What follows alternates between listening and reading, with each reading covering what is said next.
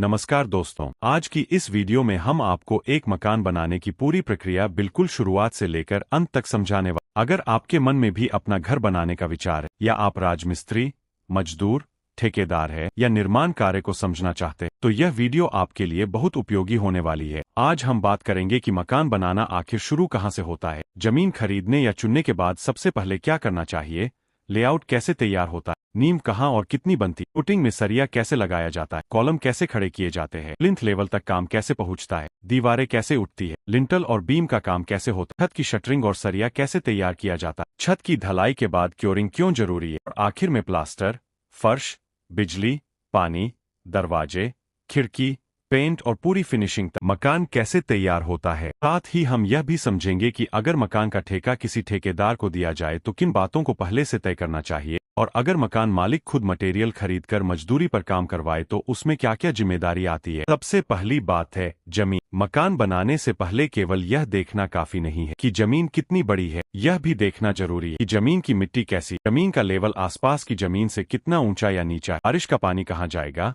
आने जाने का रास्ता कैसा है और भविष्य में पानी तथा बिजली की सुविधा कैसी रहेगी। मकान का निर्माण शुरू करने से पहले जमीन और स्थानीय नियमों की जानकारी लेना बहुत जरूरी है। इसके बाद किसी योग्य व्यक्ति से मकान का नक्शा और स्ट्रक्चरल डिजाइन तैयार करवाना चाहिए। नक्शा केवल कमरे बनाने के लिए नहीं होता, इसमें यह तय किया जाता है कि बेडरूम कहाँ होगा, ड्राइंग रूम कहाँ होगा, रसोई कहाँ होगी, बाथरूम कहाँ होगा, सीढ़ी कहाँ होगी और घर में रोशनी तथा हवा की व्यवस्था कैसी हो। इसके बाद आती है लेआउट की बारी।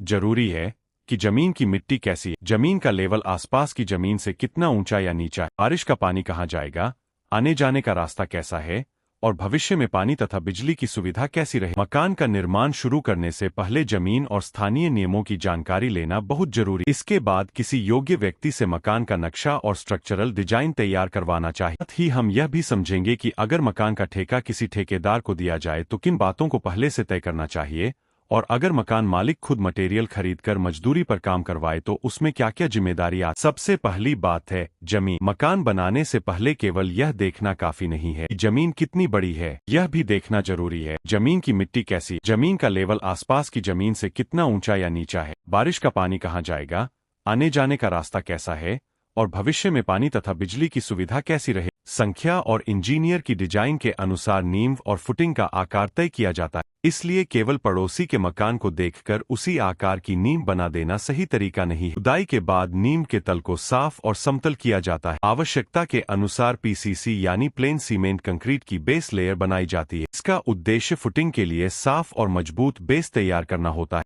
संख्या और इंजीनियर की डिजाइन के अनुसार नींव और फुटिंग का आकार तय किया जाता है, इसलिए केवल पड़ोसी के मकान को देखकर उसी आकार की नींव बना देना सही तरीका नहीं। खुदाई के बाद नींव के तल को साफ और समतल किया जाता है। आवश्यकता के अनुसार पीसीसी यानी प्लेन सीमेंट कंक्रीट की बेस लेयर बनाई जाती है। इसका उद्देश्य फुटिंग के लिए साफ और मजबूत बेस तैयार करना होता है, बजाय परत दर परत फैलाकर अच्छी तरह कॉम्पैक्ट किया जाता है। जहाँ डिजाइन में प्लिंथ बीम दी गई हो वहाँ उसका काम किया जाता है। प्लिंथ लेवल का मकसद मकान को जमीन और नमी से उचित तरीके से अलग रखना और पूरे ढांचे को सही स्तर पर लाना होता है। दीवारों के अंदर जानी है तो उन्हें सही जगह पर पहले से तय करना चाहिए। अब दीवारें धीरे धीरे लिंटल लेवल तक पहुंचती। दरवाजे और खिड़कियों के ऊपर लिंटल का काम किया जा। लिंटल का उद्देश्य ऊपर की चिनाई का भार उचित तरीके से संभालना होता। लिंटल का आकार और सरिया डिजाइन के अनुसार होना चाहिए। इसके बाद दीवारें आगे उठाई जाती और फिर बीम का काम आता है। अब मकान की छत की तैयारी शुरू होती है।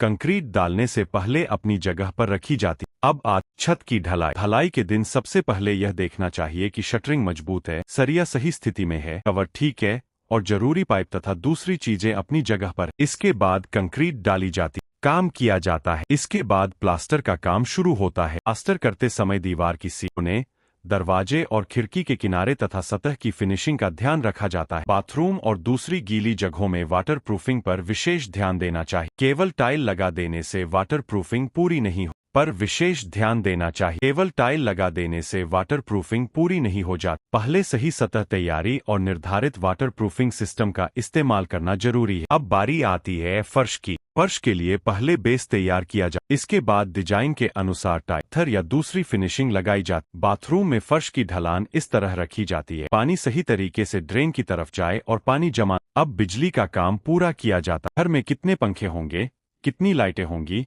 एसी की जगह कहाँ होगी, गीजर कहाँ लगेगा, फ्रिज, वॉशिंग मशीन, पानी की मोटर और दूसरे उपकरण कहाँ लगेंगे, इन सभी बातों को पहले से ध्यान में रखकर वायरिंग की जानी चाहिए। बिजली का काम योग्य इलेक्ट्रीशियन से करवाना चाहिए और सुरक्षा के लिए उचित अर्थिंग तथा आवश्यक सुरक्षा उपकरणों की व्यवस्था करनी चाहिए। इसके साथ पानी की पाइपलाइन का काम पूरा होता है। रसोई, बाथरूम, वॉश बेसिन, टॉयलेट, पानी की टंकी और अन्य जगहों तक पानी की सप्लाई तथा गंदे पानी की निकासी की व्यवस्था सही तरीके से की जाती। अब दरवाजे और खिड़कियों की बारी आती। इनमें लकड़ी, एल्यूमिनियम, यूपीवीसी या अन्य निर्धारित सामग्री का इस्तेमाल किया जा सकता है। यहाँ गुणवत्ता के साथ साथ फिटिंग और सही लेवल का ध्यान रखना जरूरी है। समझौता करना बहुत जरूरी। उसमें यह साफ होना चाहिए कि कुल कीमत क्या है, किस किस काम को इसमें शामिल किया गया, कौन सा काम अलग से होगा, मटेरियल कौन देगा, मटेरियल की गुणवत्ता कैसे तय, भुगतान किस चरण पर होगा और अतिरिक्त काम का हिसाब कैसे किया जा सकता है। इसलिए ठेका तय करते समय केवल कीमत नहीं बल्कि काम की गुणवत्ता, सामग्री,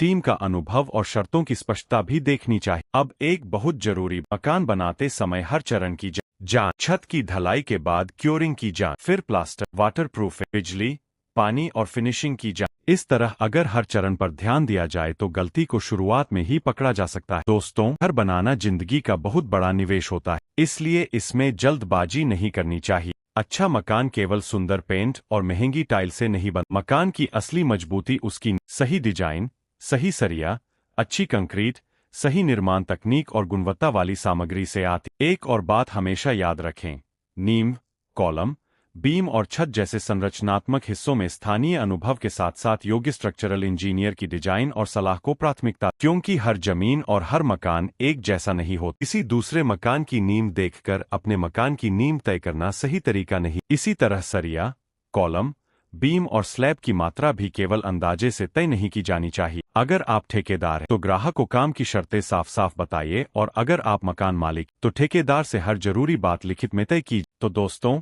जमीन से शुरू होकर एक मकान के पूरा तैयार होने तक यही है निर्माण की पूरी यात्रा। जमीन की जांच, नक्शा, लेआउट, नींव, फुटिंग, कॉलम, प्लिंथ, दीवार, लिंटल, बीम, छत, सीढ़ी, प्लास्टर, वाटरप्रूफिंग, फर्श, बिजली, पानी, दरवाजे, खिड़कियां, पेंट और आखिर में पूरी फिनिश। अगर हर चरण सही योजना और सही तकनीक से किया जाए तो मकान केवल देखने में सुंदर बनता है बल्कि मजबूत, सुरक्षित और लंबे समय तक टिकाऊ भी बनाया जा सकता है। वीडियो आपको जानकारी देने के उद्देश्य से है। वास्तविक मकान में नींव और आरसीसी संरचना के आकार, सरिया और दूसरी संरचनात्मक चीजें स्थानीय मिट्टी, डिजाइन और इंजीनियर की गणना के अनुसार ही तय की जानी चाहिए। अगर आपको यह पूरी जानकारी उपयोगी लगी हो तो वीडियो को लाइक, अपने दोस्तों और उन लोगों के साथ शेयर करें जो अपना मकान बनाने की तैयारी कर रहे हैं। और ऐसी ही निर्माण से जुड़ी वास्तविक और काम की जानकारी के लिए चैनल को जरूर फॉलो या सब्सक्राइब कर। धन्यवाद।